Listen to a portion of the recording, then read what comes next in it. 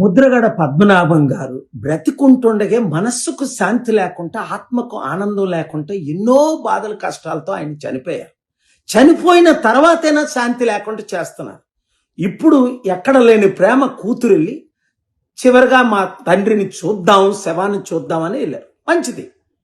కానీ ఆయన లెటర్లో ఏం రాశారట? నేను నెల రోజులు హాస్పిటల్లో ఉన్నప్పుడు నా కూతురికి నేను జ్ఞాపకం రాలేదా? నా భార్య క్యాన్సర్ ట్రీట్మెంట్ అయిన తర్వాత నేను ఇంటికి తీసుకొని వెళ్తే తల్లిని చూడు తల్లి అని 5 నిమిషాలు అడిగితే 5 నిమిషాలు కనీసం తలుపులు కూడా తెరవలేదు కదా. ఇదా కూతురు ప్రేమ అని ఒక వెర్షన్. ఇక్కడ మనం నేర్చుకోవాల్సింది ఏంటంటే, రాజకీయ నాయకులు దీన్ని రాజకీయం చేస్తున్నారు. కేవలం వారి లబ్ధి కొరకు, పదవుల కొరకు, పోస్టుల కొరకు. ఏంటి 27% కాపులు ఉన్నారు కదా. ముద్రగడ పద్మనాభం గారు కాపుల కొరకు ఎంతో ఫైట్ ఇచ్చారు కదా. మరేరా కాపులందరూ 2 కోట్ల మంది కాపుల్లో 2,000 కాదు 20,000 మంది కూడా ఎందుకు రాలేదు సమాధి దగ్గరికి? అది అందుకనే ముద్రగడ పద్మనాభం గారు అప్పుడే నాకు 2008లోనే చాలా సలహాలు ఇచ్చారు. మా వైస్ ప్రెసిడెంట్ అప్పుడు కమలాకర్ గారని గండికోటి కాల్ చేసి ఇలా పాల్ గారు పార్టీ పెట్టారు. పాల్ గారు శాంతి సభలు నేను అటెండ్ అయ్యాను కాకినాడలో. అంత గొప్ప ఆయన పార్టీ పెట్టడం చాలా మంచిది. ఆయన రాష్ట్రానికి ముఖ్యమంత్రి అయితే రాష్ట్రం బాగుపడుతుంది, దేశానికి ప్రధానమంత్రి అయితే దేశమే బాగుపడుతుంది. 200 దేశాల ద్వారా ఆయన ఇన్వెస్ట్మెంట్లు తీసుకొస్తారని చాలా ఏంటికి ఆయన గురించి నాకు అంత పరిచయం లేదు. ఆ తర్వాత 2-3 సార్లు మాట్లాడడం తప్ప. కానీ ఆయన కోరిక నెరవేరలేదు కదా. 27% ఉన్న కాపుల కొరకు ఆయన ఎంత ఫైట్ ఇచ్చారు. ఏరా కాపులందరూ? అప్పుడే అన్నాను నాతో, కాపులకు ఐకమత్యం లేదండి, ఇలా అమ్ముడిపోతారని. అదే జరిగింది. రాజకీయ వాళ్ళ పార్టీలు పదవుల కొరకు ఇప్పుడు చనిపోయిన తర్వాత కూడా రచ్చ చేస్తున్నారే తప్ప. కాపులారా ఒకటి గమనించండి, ముద్రగడ పద్మనాభం కోరిక ఏంటి? 27% కాపులను వారు ఎందుకు ముఖ్యమంత్రి కాకూడదు? ఏ 3% ఉన్నోళ్ళే 5% ఉన్నోళ్ళే మనల్ని ఏలాల 70-80 సంవత్సరాలు. రెండోది, కాపులకి ఎందుకు ఐకమత్యం లేదు?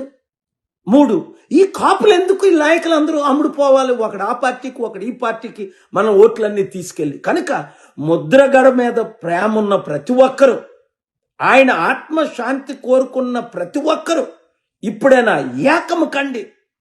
ఎస్, 60% ఉన్న మన బీసీలు ఎందుకు ముఖ్యమంత్రి కాకూడదు? 27% ఉన్న మన కాపులు ఎందుకు ముఖ్యమంత్రి కాకూడదు? కేవలం కుటుంబ కుల పాలనే నడపాలా? ఇంకెంతకాలం ఈ అవినీతి? ఇప్పుడు కూడా శవ రాజకీయాలు చేస్తున్నారే. ఆయనను ప్రేమించిన ప్రతి ఒక్కరు కులాలకు మతాలకు అతీతంగా నేను ప్రజాశాంతి పార్టీ పెట్టాను. అది అందరి కొరకు, అందరి అభివృద్ధి కొరకు. వీళ్ళు రాజకీయం చేయనివ్వకండి, ఆపండి. మన అందరం ఒకటవుదాం. ప్రజలకు అండగా, నిరుద్యోగులకు ఉద్యోగాలు, రైతులకు న్యాయం. అది ముద్రగడ గారు ఫైట్ ఇచ్చింది. ఆయన కోరికను నెరవేర్చుదాం. ఈ వీడియో అందరికీ షేర్ చేయండి. రాజకీయ నాయకులకు గుడ్ బై చెప్పండి. God bless you. Mudragada Padmanabham గారు బ్రతికుంటుండగే మనస్సుకు శాంతి లేకుండా ఆత్మకు ఆనందం లేకుండా ఎన్నో బాధలు కష్టాలతో ఆయన చనిపోయారు. చనిపోయిన తర్వాతైనా శాంతి లేకుండా చేస్తున్నారు. ఇప్పుడు ఎక్కడ లేని ప్రేమ కూతురెళ్ళి చివరిగా మా తండ్రిని చూద్దాం, శవాన్ని చూద్దామని వెళ్ళారు. మంచిది. కానీ ఆయన లెటర్లో ఏం రాశారట? నేను నెల రోజులు హాస్పిటల్లో ఉన్నప్పుడు నా కూతురికి నేను జ్ఞాపకం రాలేదా?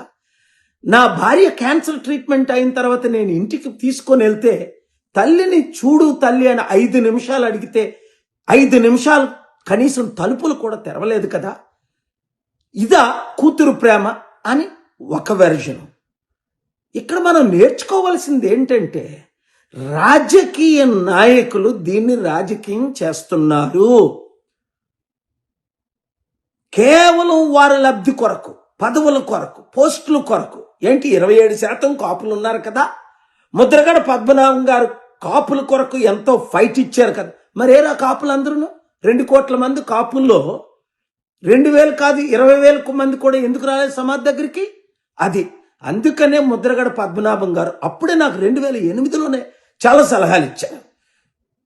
మా వైస్ ప్రెసిడెంట్ అప్పుడు కమలాకర్ గారని గండికోటి కాల్ చేసి ఇలా పాల్గారు పార్టీ పెట్టారు. పాల్గారు శాంతి సభలు నేను అటెండ్ అయ్యాను కాకినాడలో.